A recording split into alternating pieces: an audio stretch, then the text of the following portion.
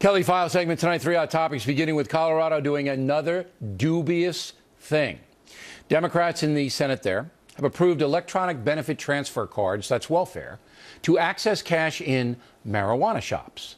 Right now, you cannot use the EBT card in casinos, liquor stores, or gun shops. But if you want to buy a little weed, you go right ahead. Here now to explain further, the anchor of the Kelly File, seen right after the fact, Miss Megyn. And you say? I'm not particularly surprised. They didn't seem to have any problem with this whatsoever. They sent it to this kill committee in the Senate. They did not want this bill to pass. That would have limited the rights. Can you explain to the audience, better than Carville just did, why it's banned in liquor stores but not banned in pot stores? Well, they say, oh, people are having a difficult enough time accessing cash. There aren't enough ATMs available. Well, then why don't they let them access them in liquor stores? Well, because I guess they didn't pop up so often in the liquor stores, so they are in the pot shops, and they don't want to shut them down to welfare recipients. Now, you got to love Colorado because in addition to trying to ban people from being able to use their welfare benefits to get cash in the pot shops, they also said, and also we probably shouldn't let them get cash in the strip clubs because, you know, we know where that money's going to go, into a thong, right? And that didn't pass either. So, you know, in Colorado, it's apparently fine. If you're a welfare recipient, you can cash your EBTs and get cash in the pot shops and the strip clubs. Yeah, but not in the gun stores. Technically, you would run afoul of the federal law, but in the Colorado law, you're A-OK. You spend any time in Colorado? Not really, no. Okay, I lived there for 2 years. And it was... Fit right in, did you? No, it wasn't like that then. No, I know. It was totally different then. Well, this was in 78 to 80, right? You sure you just weren't like tapped in? I was a big reporter out there. I worked for Channel 7 in Denver. I knew what was going on in that state. Aspen was crazy, but the rest of the state was sane. That whole state is I've never seen anything like it. Well, listen, you can get your pot with your welfare card, and then you can go to the strip club and put it down the thong. But if you want to go to the gambling casino with the girl after that, forget about it. All right. There, Colorado draws the line. Can you explain to me what the Justice Department is doing on the latest racial profiling deal they announced? There is something potentially very significant happening at Justice. They did not yet announce it, but we expect them to. This is a leak, and we're about to get an announcement, we expect, where they are now going to say that you cannot racially profile based on someone's religion or national origin. So you cannot consider, for example, the fact that someone is a practicing Muslim when you racially profile them. Because to some extent, racially profiling is allowed in our country right now. What does racially profiling mean? What does that mean? Well, it depends. I mean, they could be talking about just cop shops at the federal level, that is, in terms of crimes.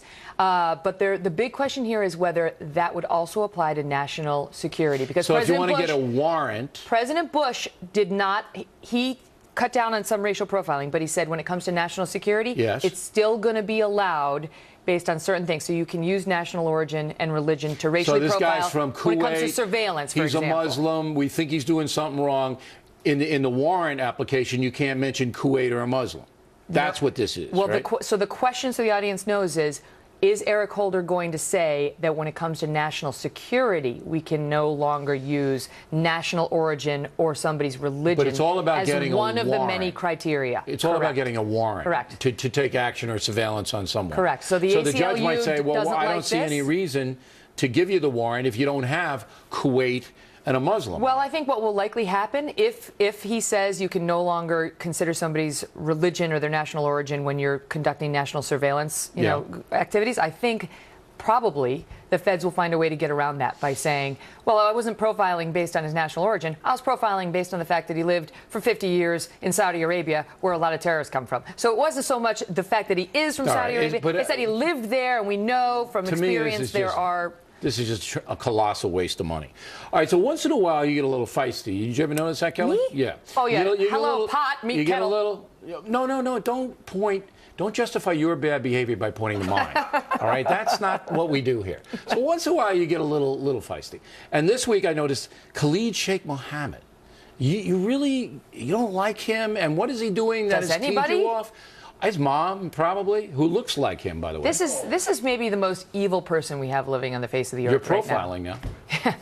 You know, I think it's okay when he when he you kill masterminds 3,000 9/11. people, Yeah. you know, So I'm okay with what's it. he doing now that has you so? So he has released a manifesto from his Gitmo prison cell, and the judge down at Gitmo has allowed this. The ruling came down a year ago, but the manifesto has only been released or leaked, or it's not entirely clear how it got out, but it's permitted to be out.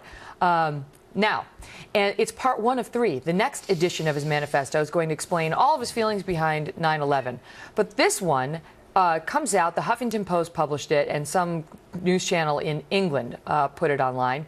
And my question is, why does the worst, at least one of the worst living terrorists in the world, get to have a voice when he is in an American-controlled prison right now? How are we allowing this propaganda? And this is all his propaganda. Absolutely that right. He gets out. And let me tell you, they say that there's no security concerns at the DOD, but we had national security experts on our show this week talking about how the people who are saying, "Oh, he's turned to peace, he's advocating peace," it's bull. What they tell these jihadists to do is advocate conversion before they launch an attack. Before they launch. You need to be very careful with these kinds of things, and I don't know that care is being taken.